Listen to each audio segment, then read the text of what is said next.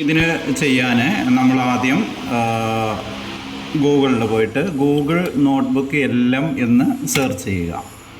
Google notebook എല്ലാം എന്ന് search ചെയ്തു. അപ്പോൾ ഈ ഗൂഗിൾ നോട്ട്ബുക്ക് എല്ലാം എന്ന് പറയുന്നത് ഒരു ലിങ്ക് നമുക്ക് വരും, അതിൽ ക്ലിക്ക് ചെയ്യുന്നു. എന്നിട്ട് ഇവിടെ ട്രൈ നോട്ട്ബുക്ക് എല്ലാം എന്ന് പറയുന്ന ഒരു ടാബ് കാണാൻ പറ്റും, ഒരു ടൈല് കാണാൻ പറ്റും. അതിൽ ക്ലിക്ക് ചെയ്യാം. അതിൽ ക്ലിക്ക് ചെയ്തതിന് ശേഷം അപ്പോൾ ഇവിടെ നമുക്ക് ക്രിയേറ്റ് ന്യൂ നോട്ട്ബുക്ക് എന്ന് പറഞ്ഞ് ഒരു പ്ലസ് ഐക്കൺ കാണാൻ പറ്റും. അതിൽ ക്ലിക്ക് ചെയ്യാം. അതിൽ ക്ലിക്ക് ചെയ്തിട്ട് അപ്പോൾ അപ്ലോഡ് സോഴ്സസ് എന്ന് പറയുന്ന ഒരു പേജ് വരും. അവിടെ ചൂസ് ഫയൽ എന്ന് പറഞ്ഞ ഒരു ഹൈപ്പർ ലിങ്ക് ഉണ്ട്. ആ ഹൈപ്പർ ലിങ്കിൽ ക്ലിക്ക് ചെയ്തിട്ട് നമ്മൾ ഏറ്റവും പുതിയ വോട്ടർ പട്ടിക, അതായത് 2025 വോട്ടർ പട്ടിക ഈസി ആയിട്ട് വെബ്സൈറ്റിൽ നിന്ന് ഡൗൺലോഡ് ചെയ്തതാണിത്. ഇത് അതിലേക്ക് അപ്ലോഡ് ചെയ്ത് കൊടുക്കുക.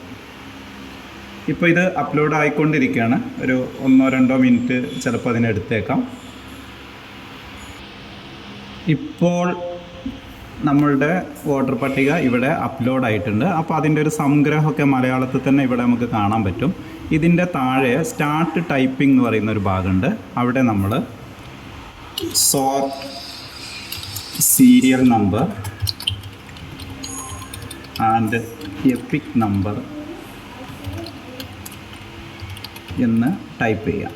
ആ ടൈപ്പ് ചെയ്തതിന് ശേഷം ഇവിടെ ഒരു സെൻഡ് ബട്ടൺ ഉണ്ട്, അതിമേ ഒന്ന് ക്ലിക്ക് ചെയ്യുക.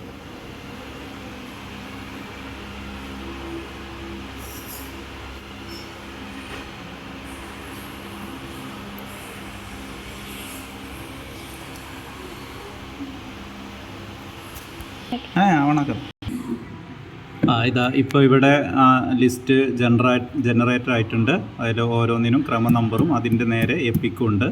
ഇതിൽ ആദ്യം നമ്മൾ ജനറേറ്റ് ചെയ്യുമ്പോൾ കുറേ തെറ്റുകൾ ഉണ്ടാവാൻ സാധ്യത ഉണ്ട്. അപ്പോൾ നമ്മൾ നേരത്തെ ഈ സ്റ്റാർട്ട് ടൈപ്പിംഗ് എന്നുള്ള ഭാഗത്തോട് പ്ലീസ് കറക്റ്റ് ദ ലിസ്റ്റ് എന്ന് കൊടുക്കുക. അപ്പോൾ വീണ്ടും ഇത് ഒന്നും കൂടിയും ജനറേറ്റ് ചെയ്യും. വീണ്ടും അതിൽ തെറ്റുകൾ ഉണ്ടാവാം. വീണ്ടും ഒന്നും കൂടിയും പിന്നെ പ്ലീസ് കറക്റ്റ് ദ ലിസ്റ്റ് എന്ന് കൊടുക്കുക. അങ്ങനെ 2-3 തവണ ചെയ്യുക. എന്നിരുന്നാലും തെറ്റുകൾ ഉണ്ടാവുന്നുണ്ട്.